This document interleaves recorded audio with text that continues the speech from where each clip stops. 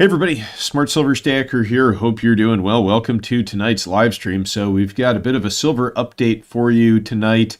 An update on what's going on over in China regarding the silver market. We've got some more glitches occurring at the Comex, reportedly. And, last time that happened, that queued off a big run up in silver. So we got plenty to talk about in tonight's live stream. Welcome. Thank you for joining. Let's start off with this post from X from yesterday, where I had posted silver's 1 hour chart coiling before the next move. Now, I actually had some people criticize me for trying to do a flag pattern here, a triangle on the 1 hour chart. So this is silver's 1 hour chart. But the way that this played out was we got exactly that, right? A move to the upside. We had a breakout yesterday from this triangle.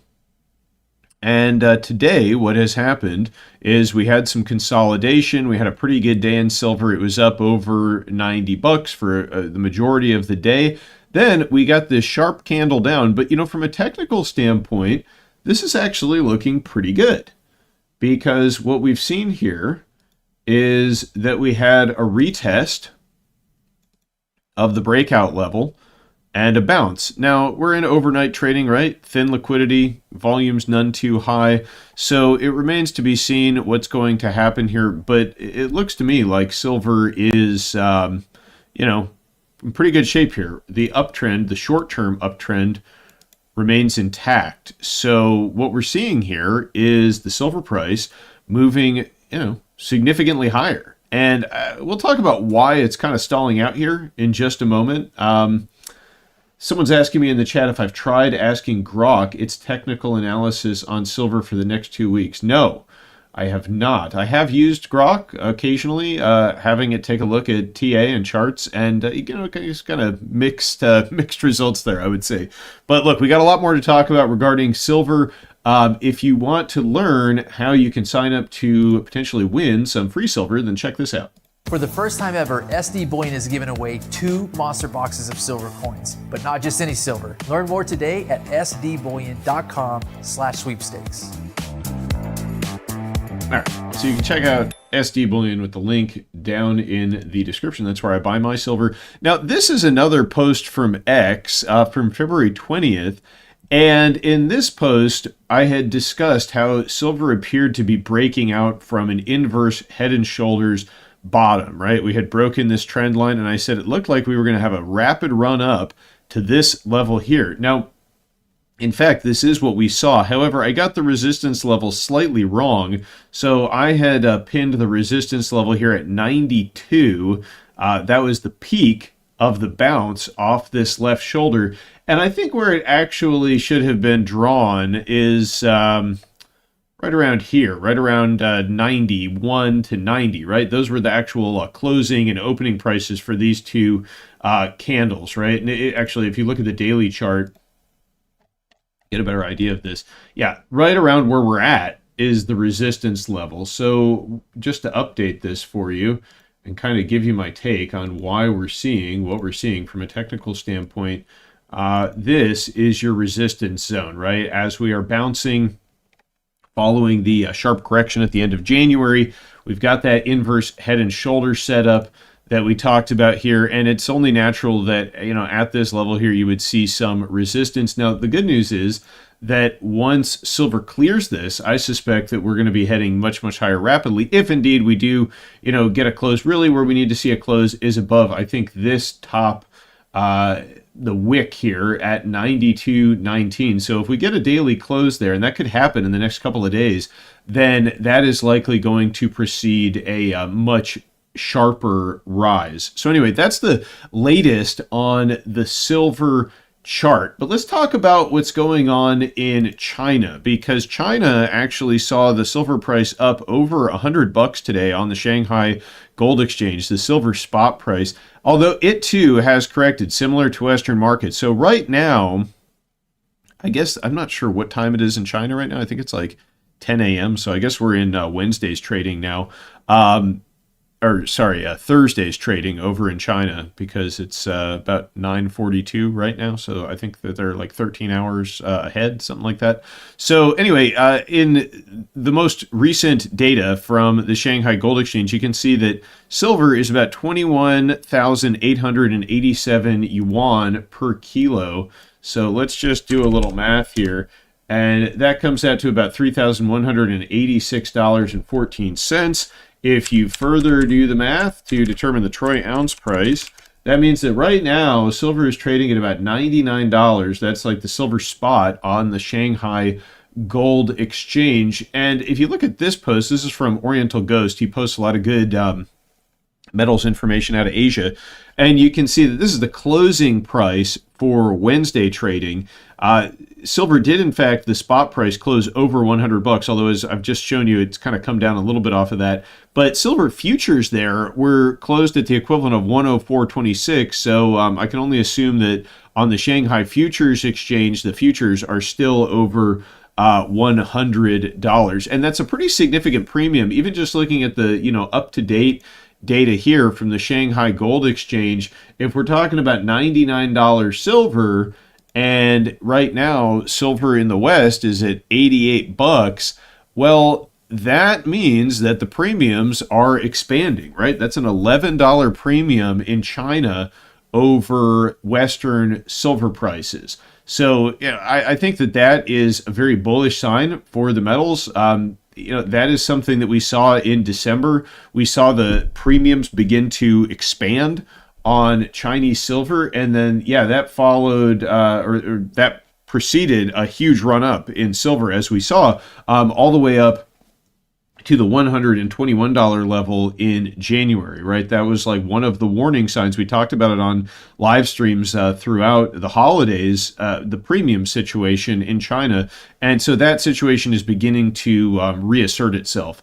Now, let's talk about this. We've got the CME having glitches again today. So this is from mining.com. This is the only headline I was able to find regarding this. Maybe there was some other news stories that covered this. If you have any, feel free to post them in the chat or put them in the comments if you're watching this later. But anyway, this is a repost from Bloomberg News. Okay, anyway, this is the only one I was able to track down. But what happened was we had trading in U.S. natural gas futures halted for more than a half hour on Wednesday, and metals contracts were also affected. So what was it this time? Was it a cooling issue again at the Comex? You'd think they could get their servers cooled properly with how much cash they're probably pulling down, but I guess not, right?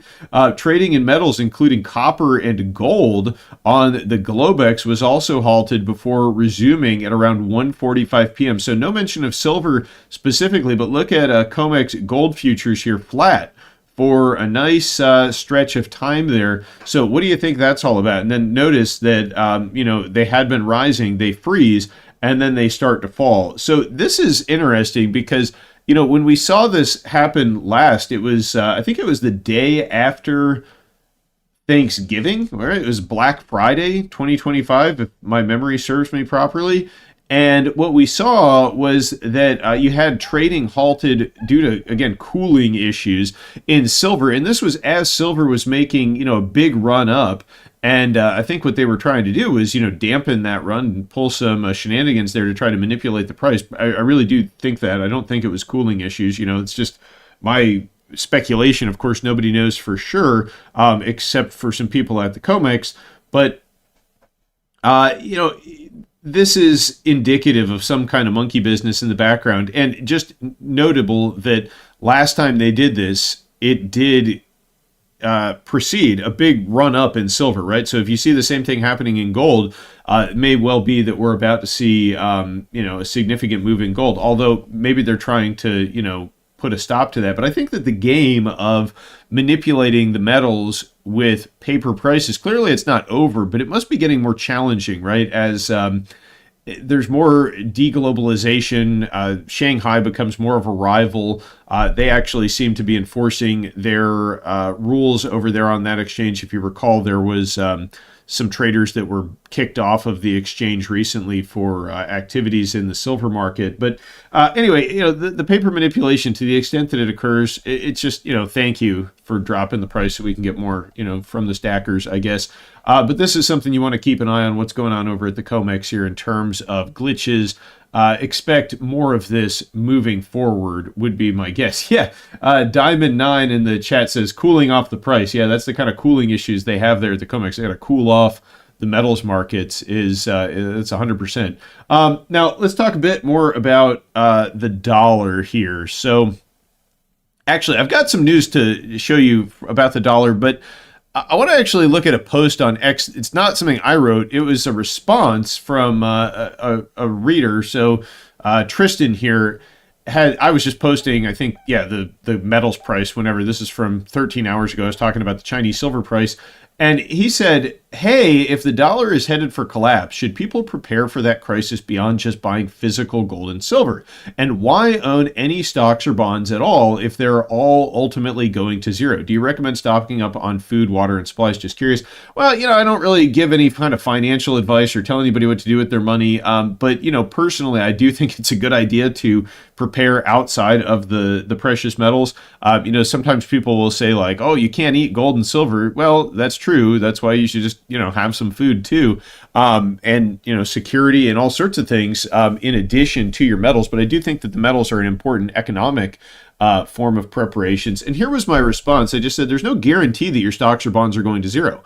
I like diversification asset-wise, and yes, it is certainly important to prep beyond physical metals, in my opinion. And so what I mean by that is, we talk a lot about a dollar collapse and de-dollarization, dollar going to zero, hyperinflation, etc. Maybe that happens. Maybe we see a de-dollarization event. Maybe the dollar loses its reserve currency status. But then again, maybe it doesn't, right? It's proven to be remarkably resilient. I do think what's almost certain is that the dollar will continue to be debased. Now, that might mean that it's still around for a long time, just in some debased form. That can happen with fiat currencies, right? It doesn't necessarily mean that the dollar's going to zero. And, some stocks, I think, like precious metals miners, for example, just kind of come to mind, will likely do quite well in the coming environment. So, I think metals are a critical aspect of preparedness, but there's more to things than just having everything in physical metals. Now, if you go all in on physical metals, my hat off to you. That's a pretty bold move, and it might play out, but I tend to think a little more probabilistically. Like, is it likely that the dollar loses its reserve status? It depends on the timetable, right? But anyway, that's why I think you should still maybe have a diversified portfolio. It's not financial advice, of course. You do what you want to do. I'm not telling anybody what to do, but that's kind of the path that I take. And I think that other commodities, in addition to the precious metals, will do well in the coming environment. But then, and again, the reason I'm addressing this is because I think a lot of people kind of have these similar questions or inclinations as Tristan here. So I thought this was a good one to include in the live stream. And he said, I was under the impression that if the quote, dollar collapses, unquote, that's the same thing as a quote, unquote, failed currency, i.e. it goes to zero and is no longer used by people anymore. How come most economists besides Lynette Zhang, friend of the channel, by the way, don't talk about the importance of stocking up on supplies? And I said, well, it's probably because most people suffer from extreme normalcy bias, right? Even those of us who stack metals and do things like that, that doesn't necessarily mean that, you think it's important to prepare in the way that, others might, right? In terms of food, security, water, power needs, medical, all of these things. Because I think a lot of folks just don't understand how truly bad things can get. And, why don't people recommend that stuff? I don't know, probably because it doesn't sell books. I guess that's why maybe there's no money in it. But I do think it's wise to do those preparations. Put a 1 in the chat or smash that like button if you agree. AOG 47 says, I'm bullish on TP and insulin. Yeah, well, those two things could go up significantly in value. But the good thing about gold and silver, as compared to your other preps, I will say also is that, especially with gold, I mean, it's just such a dense store of wealth, right? If you're talking about storing toilet paper, unless you have a warehouse, maybe have some for your personal use. But like, presuming that there's some kind of a crisis. There's likely going to still be some kind of an economy after the fact, or at some point there will be, and that's when your gold's going to come in handy. Anyway, let's talk about the dollar, right? Let's get into the news. So this one was from Zero Hedge, and it's just a kind of a quick piece. Markets bet soar that Fed will cut rates to 2% in 2027. And so this is citing Bloomberg's analyst Edward Bolingbrook, who says that after months of consensus trades that the Fed's easing cycle will end in 2026, traders in U.S. futures and options markets are suddenly piling on bets that the Fed will continue cutting rates well into next year instead of raising them. Yeah, shocking. I've been talking about that for a while on the channel, how investors really are not pricing in how much easy money is coming.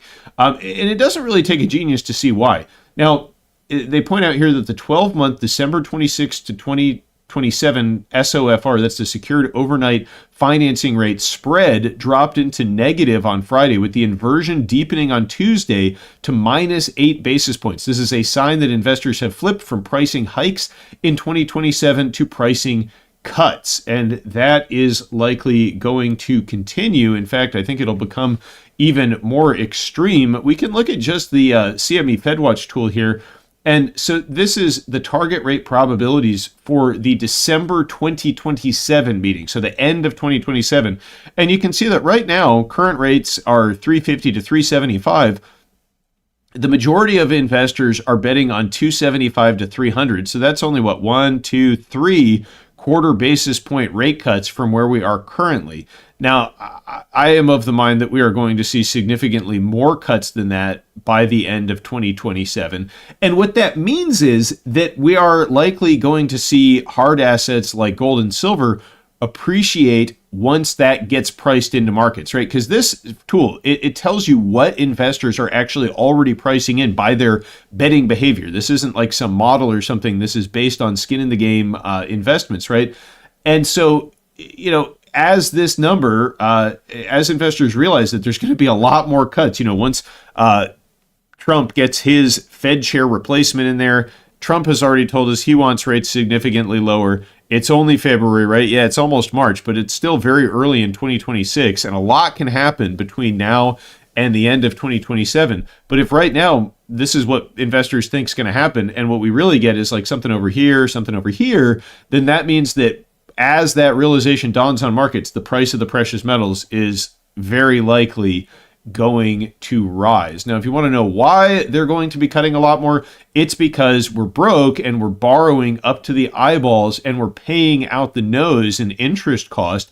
This is the most recent data. $1.47 trillion is the debt service cost. That's from Q3 2025, so it's likely higher than that by now. There's just some lag in the data. But this is just state and federal governments, right? It doesn't count all the other bad debt in the system, right? The fact that consumers are tapped out and they're defaulting at an increasing rate. The fact that there's a bunch of bad corporate debt out there. There's a bunch of problems in the real estate system, et cetera, that are all going to require lower rates to bail them out.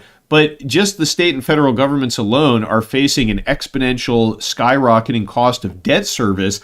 And, if you don't address this by utilizing the central bank's power to lower interest rates by printing fiat currency out of nowhere and buying debt to drive rates down, then this runs out of control very rapidly. It's just mathematics. Pretty soon, this goes exponential, right? If you know how exponentials work, that means that this is going to go up even faster than it is here. And you can see the slope of this line. Pretty soon, the interest cost on the debt can consume your entire tax base. And at that point, everything you spend is going to require additional borrowed money. Pretty soon, you're borrowing money just to pay the interest. And you can see how this goes exponential rapidly, right? Once you think about it that way. Now, let's talk about other commodities, right? Let's get into oil, because the oil chart is looking pretty interesting. This is the 4-hour chart of WTI crude. Right now, it's sitting around $65. Now, you see that we broke out last Thursday from this wedge consolidation, right? We just had a bit of a retest. We haven't quite retested this downtrend, but we did retest the breakout level, and we had a bounce from there, right? This is a very bullish looking chart, and that is somewhat alarming in light of what is taking place geopolitically. So tomorrow, we're going to have talks resuming in Geneva between the U.S. and Iran over a host of issues, including their nuclear weapons program or nuclear refinement, their ballistic missiles, etc. And if there isn't a positive outcome, then it's very possible that we head to war with Iran, right? And that could send the price of oil skyrocketing if Iran shuts down the Strait of Hormuz like they did in recent drills. And this is also likely going to bleed over into the precious metals, especially gold and, silver too. But gold, the real safe haven asset that I think will catch a rapid bid. Of course, silver will be right behind it, right? In fact, maybe even moving faster than it when this takes off. So here's some bad signs, right? We just put new sanctions on Iran heading into these, quote unquote peace negotiations. This is from the U.S. Department of State. Sanctions to disrupt Iran's weapons procurement networks and shadow fleets. So this, you can read about this if you want to on this site, but it's just new sanctions that we just slapped on Iran. We've got Iran accusing Trump of quote unquote big lies. That's following last night's State of the Union address where Trump, I haven't actually watched the State of the Union. I kind of watched some clips and got the Cliff Notes version, but it sounded to me, somewhat bellicose, not overly so, but when you read between the lines here, it sounds like we're going to war, right? I think Israel wants a war with Iran, take them out while they're weak, or at their, weakest following the recent unrest. I think they're going to, get what they want from the president, etc. Some people get upset when I talk about this stuff. They say, oh, you're getting political and sharing your opinion. So I'm sharing with you my analysis of the situation. I'm trying to remain as unbiased as possible, but it looks to me from an unbiased standpoint that, there's a conflict ahead, right? And that's important because it's going to cause monumental movements in the markets, including gold and silver. In fact, maybe even especially in gold and silver. I mean, you look at the current setup in silver and, not to get ghoulish here and say like, oh, good, we're going to have a war and silver is going to go higher. That's like disgusting. But it's more like, oh, crap, there's a war coming that could massively disrupt the economy. I better do what I can to protect myself within my power. That's kind of more the take, I think. But again, you look at the current setup in silver as we just retested this level again. I mean, as we're doing the live stream, right, and bounced. This is that breakout level on the 1 hour chart from this triangle. So structurally, we're still in a bull trend. Now, if we get a new low, right, like below 85, that might mean some short-term trouble. The long-term picture, of course, remains very good for silver. If you zoom out to the, long-term chart, this is just a giant 46-year cup and handle pattern that we just broke out of. And this, foretells much higher silver prices. We've talked about this ad nauseum. I'm not going to get into it too much here, but, long-term, really good. But the short term, when you look at the backdrop of what's happening here, right, the world is on the verge of what seems to me could become a catastrophe, right? And precious metals tend to do well during catastrophes. It's just how it is, right? People want hard assets. Think of all the things that could happen, right? If we go to war with Iran, Iran's got a bunch of, cyber warfare capabilities. The U.S. banking system certainly very vulnerable, and it's not like I have any specific predictions related to that, except that I wouldn't want to have all my assets being electronic. I wouldn't just want to have crypto and stocks and cash in a digital bank account, heading into this weekend. It's nice to have some physical metal, just saying. But a lot could happen, right? You could see the Strait of Hormuz get disrupted. You could see... a lot could go wrong. And we've talked about that a lot in previous podcasts or, episodes, live streams, whatever you want to call these things. But it pays to be prepared, I think, right now. So, it's probably a good time. Have that food, water, medical, security, all that stuff squared away. Have some tangible assets. Not advice, just giving you my thoughts. But let me know what you think in the comments down below. Let me know what you think about all the topics that we covered in tonight's live stream. Yeah, Roger says, Iran hacked the CME, LOL. Oh, who knows? Maybe. Yeah, thanks for watching, everybody. Stay safe and happy stacking, and I will catch you next time. Smart Silver Stacker out.